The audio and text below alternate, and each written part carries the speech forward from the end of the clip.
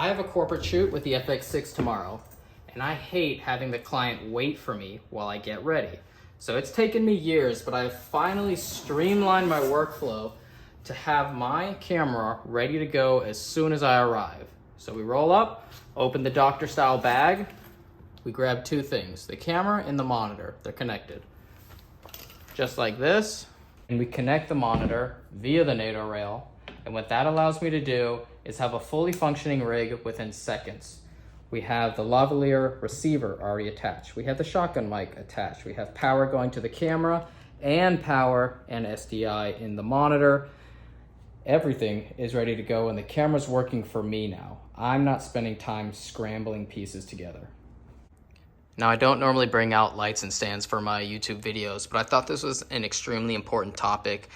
Maximizing your efficiency is something that will help you get over a lot of unnecessary hurdles when you're on set. So this purpose is to make me categorize and prioritize my thoughts on set. I don't want to dedicate time or mental capacity to rigging this up. I already know how it goes together. I could have done it earlier, and I could have transported it in a way that is ready to go. What's more important is talking to the client, looking at the lighting, checking the location for compositions, everything else that is client side can be catered to, whereas my side is already done. This is one of the rare times where a hotel isn't in the client's budget. Now, I still want the job, so since it's an hour-and-a-half commute and a call time at 8:30 a.m., I'm going the night before, and I'm gonna stay at a buddy's house. Well, I guess it's a good thing that this happened tonight and not the morning of. Hopefully somewhere in there is a spare tire that has air, or else this could be a long night. If you follow me on Instagram, you can see the saga of how this actually goes, but essentially the spare went on, it fits, and I finally get out of here at around 1:15 a.m. Well, that thing's dead. So I get up at around 6:15 a.m., call time is 8:30, and I have about a 45-minute drive to go, so definitely not taking the spare. And we're gonna do an Uber XL. It comes out to about $65-70, and I need the XL to fit all this gear. So luckily that came really fast. I got all the gear in the car with me. The guy was a little curious of who carries this many random items in a cart, but sun's coming up. It's a beautiful morning. It's a new day, fresh start. So leave all that negative energy in yesterday and show up at the location ready to go, even a few minutes early. So I wanted to show you guys a full time lapse of how I get everything started. So immediately I start with the camera just so I can get picture going and figure out my composition.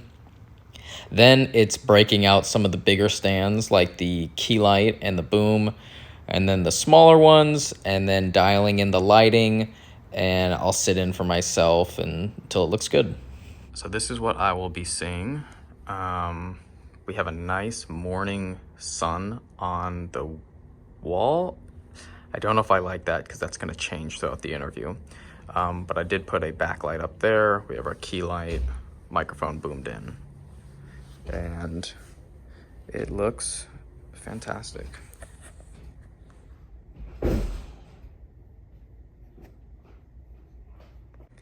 And this is what the interviewee will see. He'll be sitting here right on the corner, looking at the Zoom feed, microphone right above, kind of 45-degree angle soft light. And I love having this monitor mount again because I can flip it over, it auto rotates, I can check my framing with myself. I don't need to have someone sitting in. And then flip it back with one hand. It does not disturb the camera. So this mount, I have a paid link for it in the description. Extremely expensive and very, very much worth it. I just became more interested in the opportunity. One of the reasons I love interviews and corporate work so much is because it's all in the pre-production. If you have the right equipment and you know how to use it, you know how to light, you know how to do the sound, once you get it going and you hit record, your job is pretty much done. You just want to keep an eye on making sure things don't move, or, you know, there's no clipping in the audio, but essentially the work is done and you just get to enjoy seeing your work. So I have a lot of favorite parts of my rig, but this one is one of them. Perfect. Lock it in. Where's the lock? Locked in. Out. Take headphones out. Do that all the time. And so far it's working great. Just did a little bit of B-roll. Put the mic back on top. It takes a little while to switch between frame rates, 24 and 60. It's a lot faster on the C70, but about 5 seconds, 6 seconds. Other than that, it's going as good as I want it to, which is usually doesn't happen because I have high expectations. This is one of the smallest purchases that has had the biggest effect in my workflow. So it's an iPad holder. And when I do these corporate interview shoots, the client is conducting the interview via Zoom. So normally I have a laptop stand and the charging cable and a big heavy laptop, and it takes up a lot of room. Now I'm switching to an iPad. And I actually got this iPad from one of my clients. They needed it for their product to work, and so they just gave me a free iPad. So now I use that as my Zoom call, and it takes up way less space, and it's just a better fit.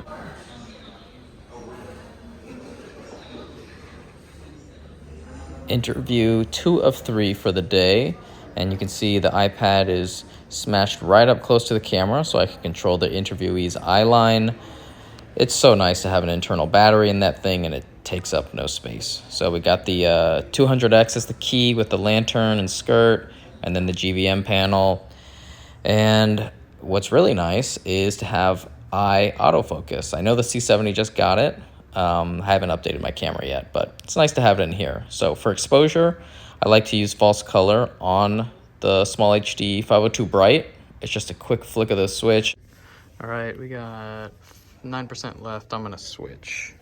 We're almost done with the shoot. So really nice to have 2 of these. Seems like they'll get a full workday done. So you know what works as good as sandbags is a random bag with scuba diving weights inside of it. And I have a couple lightweight stands here, 2 heavier duty ones. Can I make a career without owning a C-stand? I'm trying. I don't like them. They're extremely heavy, and I have no room for them in my car. But the Sony FX6 is delivering on so many more levels than I had hoped. I purchased this specifically because I'm getting lots of production requests to fit inside Sony workflows. And beyond that, the secondary reasons were I love the form factor. Having a long camera with the LCD, or in this case, the external monitor out in front, is able to distribute the weight in a way that I haven't before. Having all of the audio on the top handle instead of protruding out of the side like on the C70 is amazing. The tally lights, you can't really see this one on the back anymore, but the front one has a tally light with a record button. That makes tons of sense. I wish more cameras did that. And I can just move seamlessly with this rotatable hand grip on the side, with the smart top handle having all of those buttons and hotkeys, the side handle having all those buttons and hotkeys. It just makes for extremely efficient operation, and that is one of my main motives. Is I want to be able to think creatively and have my gear take the back seat, because although I love gear, trust me, I love camera gear, I like creating more. And if I just know my gear is reliable and can work in the ways that I want it to, then the shoot becomes way more fun. It feels less like a job. It feels less like I'm fighting the gear. This is how I want it to operate. So the shoot is over and done with, but before I pack up, I wanted to show you guys the last thing. We got our small HD D-tap to LPE6 that is going in here, powering the back. So now I can get rid of all those LPE6 batteries and chargers that I have and just have that dummy battery in there. And then I also purchased this from Rode. It was a little expensive, 35 bucks. But it's another right angle cable and it's color coded, so I know blue is for channel 2, which is normally going to be my shotgun mic, and then this is yellow is always going to be my lav. So this is it. This is the finished perfect FX6 rig. I love it. That is a wrap. Time to break everything down. I never know if packing up takes more time than setting up or if I'm just tired, because pulling wires out is a lot faster than neatly folding them up and putting them back in. Do you guys take longer to set up or longer to pack up? I'm actually curious to know that. But I need to put everything back in its case, put it on this cart before I wheel it about 10 feet down the driveway and put it in an Uber.